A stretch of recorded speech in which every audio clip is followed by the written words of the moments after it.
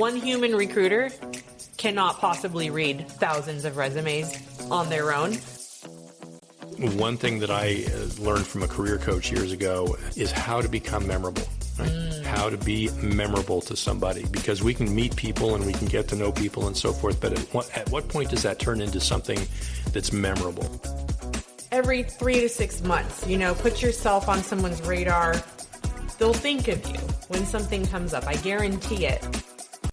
That is making an impact that people want to connect you to somebody. Welcome to Primal HR. Real people, real talk, real HR. The human side of work from the people who live it every day. Here are your hosts, longtime HR leader Terry Smith and People First strategist Leslie Lulham. Hi everyone, welcome to Primal HR. I am your co-host Leslie Lulham. And I'm your other co-host, Terry Smith. Welcome. Welcome. Today we are going to be covering a topic that is very pertinent, I think, as we kick off 2026, which means now the job hunt and the hiring cycles are either just about to hit full swing or are in full swing for a lot of companies. Yes, this is first of quarter for many, many organizations, first of fiscal year. This is a very traditional time when hiring tends to step up. Job search tends to step up. So we've got a few thoughts on kind of what's happening here in 2026 that might be a little bit different than what's been happening in years past. So hang with us. Yes, and I think we should kick off with some stats and information. I think top of mind, what is going to happen with the job market in 2026? What does that mean for me as a job seeker? What does that mean for recruiters? I know, Terry, you and I have so much to say about this particular topic, yes. But to kick us off, how are we looking at the 2026 job market, and what does that look like as opposed to 2025, which, let's be honest, it was a bit of a shit show. A bit. And by a bit, I mean dumpster fire. Okay, right. And so we're looking ahead to 2026. I think a lot of people have a lot of hope for this year. And I want to level set with folks. It's not going to be amazing, but we are looking to see an improvement. So the 2026 job hunt is predicted to still be competitive, but slightly improving. Yes, and there is some level of sort of macro optimism, if you will, in the overall sense. But it's important to really think through that this is a very nuanced process, and there's a lot of different components to the job market, a lot of different individuals, a lot of different groups, a lot of demographics, a lot of issues. We probably can't cover them all in the time that we have, but we're going to take a stab at a few of them. So yes, let's go. So let's look at industries. As we're going into 2026, where will we see the most areas of opportunity? I can't speak. Opportunity. We'll see opportunities coming from healthcare. Yes. We're going to see tech and AI adjacent roles. Yes. I know AI on the job market right now is a very hot topic. I've actually heard from some job seekers who were being recruited by companies to build the AI these companies need to then replace their own roles. I know a lot of people who are straight up refusing to do that as well. And skills-focused positions are where we're going to see the most opportunity this year.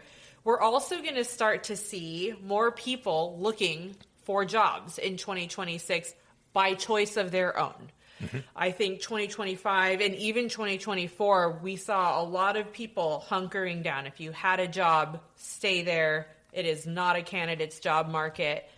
The hope we just talked about, I think people are going to start peeking their heads out and seeing what's going on. So we expect to see 38% of currently employed U.S. workers enter the job market, and that is up 10% from last year. Okay. Which I think is very, very interesting. Yeah, I think a couple of thoughts about those stats. Number one, I think the healthcare thing, that's incredibly legitimate. I mean, we have an aging population. We have a need for healthcare providers. We have a nursing shortage in America. Everyone knows that. And, the challenge with that is that there are more open roles or soon to be open roles in that space in a very skilled environment than there are people to fill those roles. And that's unfortunately not new. That's been the case for a long time, and I just think it's going to be exacerbated this year by just economic forces and so on. I think the healthcare focus is a big deal. AI thing, I think we're going to do a whole separate episode just on AI, so I think we'll leave that for the moment and get into that later. But again, I think it's important to understand that, with optimism, we have to be thoughtful of how this moves forward, right? Right. So I'm intrigued with some of the factors that go into the macro numbers. First of all, I'm a little suspicious, quite honestly, of some of the big numbers that we're hearing. I'm a little suspicious of these percentages, that percentage, and so forth, simply because we've all seen challenges, let's say, to the data collection and data reporting around the labor market in recent months. And I've never been hugely trusting of those numbers anyway, but current events have really thrown a difficult view into that because, let's face it, for the first time in the history of Bureau of Labor Statistics reporting, we didn't report numbers for a month. It skews the entire thing. And we can't just go back and say, oh, well, let's just start over now. That doesn't work at all. And so you look at things like that, factors like that, which really can change what the data looks like. Right. That just made me think of a T-shirt we need to make for you, Terry, because many times over our many discussions over these last few months, we've talked about data and where it's coming from. And I think the first thing you said was, well, who's buying the report? Who's putting it together? It's all biased. It is all biased. And why don't we dive into a couple of what I think are very biased numbers as it relates to the job market? Please do. All right. For those of you who don't know, I do run a second company in addition to my HR practice. It is called Introly, INTROLY, and it is aimed at helping job seekers and client seekers find roles and clients within their network. So I make it a point to be up to date on not just the statistics on the job market, but I'm talking to recruiters and job seekers on a daily basis. So what the numbers are saying and what I'm actually hearing on the street is a lot different. First up, on average, we're seeing up to 200 applications per role. That's according to the reporting that you're seeing. Terry, why don't you tell me what you're seeing? A lot more than 200, let me tell you. So the data that you're talking about, I think, comes from Business Insider, if I'm not mistaken. Is that correct? Some of it does. Okay. So 200 applicants per position is so completely understated relative to what's really happening. Spend 5 minutes on Indeed or on LinkedIn or on any of the job posting boards and realize, add a zero to that number. Maybe two? In some cases. And you might have a better view of what's actually happening, what's really going on. It is not uncommon to see a posting on LinkedIn with literally 2,000, 3,000, 4,000, 5,000 applications. It says it on the job posting on LinkedIn. Yep. So you can go fact check this yourself in real time. I work with recruiters too, and earlier this year I was chatting with a business partner of mine in Recruiter, and they were saying it's getting crazy out here, Leslie. The job market's insane. I'm posting a role, and I'm within 2 hours, I'm seeing over 1,000 applications coming in. This is someone, and I know people love to hate on recruiters, and Terry and I can go on for days on that subject. That's right. But think about one person being responsible for a job posting, and that's in the best case scenario. One person, one job posting. That's not how it goes. There's usually 10, 15, if not more at a company that someone might be managing. Mm-hmm. Now they get 1,000 applications, and we're all sitting over here getting grumpy because AI is running through our resumes to submit them, or to pick them out of the ATS, I should say, and surface them to a recruiter. One human recruiter cannot possibly read thousands of resumes on their own. So AI is helping to surface those to folks. And this is someone who wants to read every single resume. They want to give every applicant the due diligence, and they can't. There's not enough hours in the day. Right. And so it's coming from both sides. How do we mitigate this? And this is why I built Introly, was because of the referral route. Right. We know referrals land jobs at a rate of closer to 85%. Yes. Okay, on the flip side, and I don't think this is a bogus stat, by the way, 1.1% to 0.2% of cold applications result in an offer. Mm-hmm. The disparity between knowing someone there and going in cold is massive. And I cannot speak for all hiring managers and recruiters as it relates to what I'm about to say, but every recruiter I've spoken to has been in agreement. Terry, I'm interested to see what you have to say now. Okay. Anybody who comes in as a referral, I will always, as a recruiter, put through to a phone screen. Mm-hmm. That is my way of being respectful to the referral process. Mm-hmm. And what I can tell you is I talk to job seekers all day, every day. So many amazing, talented people on the market are just telling me, Leslie, if I can just get on a call with somebody, put me on the call, coach. I can close that job. I can at least make it a few rounds in this interview process at minimum. Mm-hmm. But I can't even get on a call. And so that's what I'm kind of upsetting over here at Introly is I map open roles to folks already in your LinkedIn first degree connections. So I tell you, Terry, you know Leslie, who works at Introly. You should reach out to Leslie because they have a role posted, and now you know who to go to for that referral. No, it's a great process, and you're 100% right. Referrals are the bread and butter of this whole process. You know, to give you an example, I worked with a company once where we had a 30% referral rate. That is to say, 3 out of 10 hires were internal referrals, right? And so, and this is for job seekers, for recruiters, I mean, this is all stuff we all know, right? So the question becomes, okay, how do I get to that stage, right? And realistically, and I've said this, we have talked about this, you and I, networking. And networking is one of those words, right, that you say that and you can feel the temperature in the room go down. And it's true. I mean, the vast majority of everybody really doesn't care for going through the process of networking. And I think a part of that is a lack of understanding of what networking really can be and what it is and what it isn't, right? And that's very, very key to the whole process. One thing that I learned from a career coach years ago, and he has reminded me of this over the years, is how to become memorable.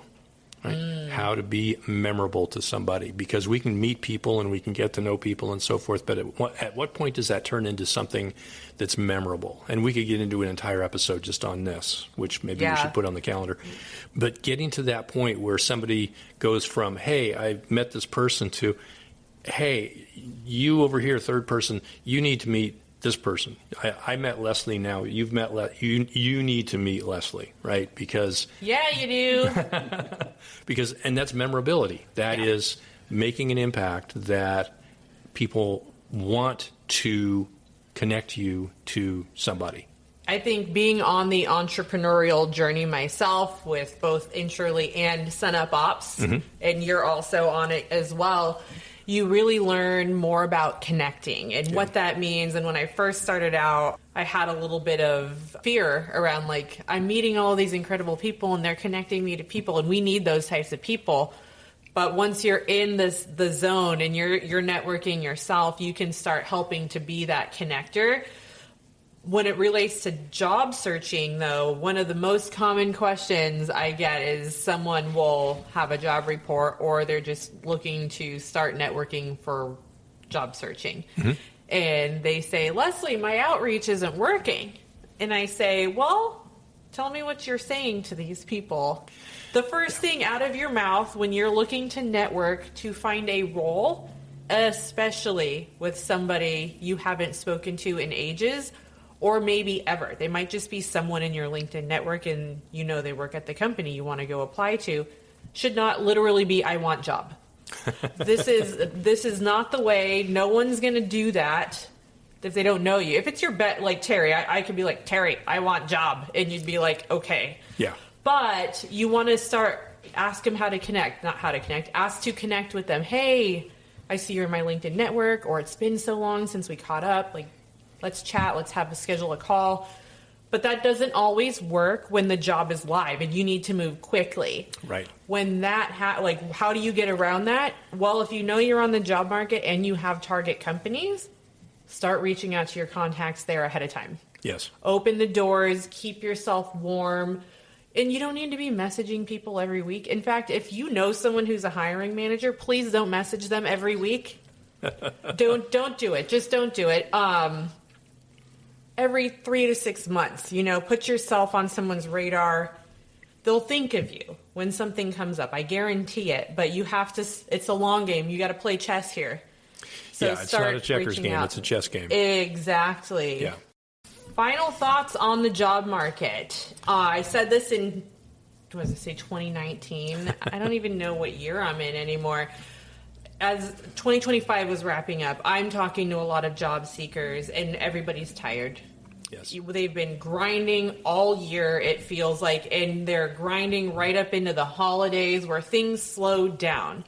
And if you were in the hiring pipeline through the holidays, you're probably in that point now where you're still waiting for someone to get back to you because everything's stalled out for 2 weeks and it takes everyone another week to get themselves back in gear, right? It's the week where we all forget our passwords and forget how to use computer.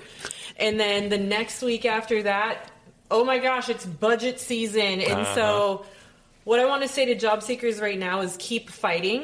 Don't take your foot off the gas. Keep the momentum going. Momentum builds. Starting and stopping feels like you're starting and stopping, but protect your mental health. If you need to take a couple of days and get out of the cycle, that's okay, but keep the forward momentum. Know that there are people and there are HR professionals rooting you on. Terry and I are front lines here.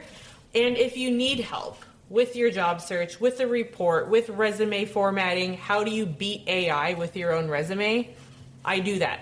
So come check me out on LinkedIn. Yes. Check out my website, www.introly.ai.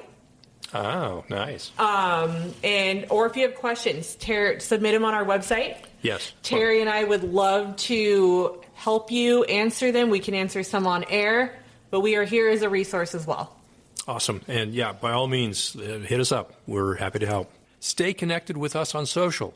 We're at Primal HR Podcast everywhere. Got thoughts, hot takes, or questions? Email us at primalhrpodcast@gmail.com. So we've been talking about networking here at the final few minutes of this episode. So in our next broadcast, more on the topic of networking, what it is, what it isn't, and how to do it.